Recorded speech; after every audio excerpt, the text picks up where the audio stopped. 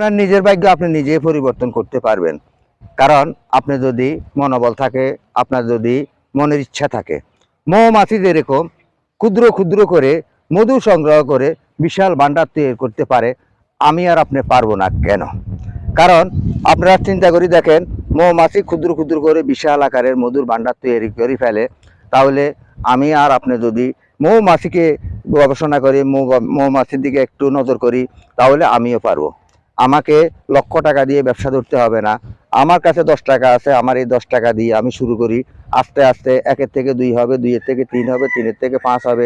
এই হিসাবে আমরা অবশ্যই আমাদের ভাগ্যটাকে আমরা পরিবর্তন করতে পারবো। একসাথে সব কিছু হয় না।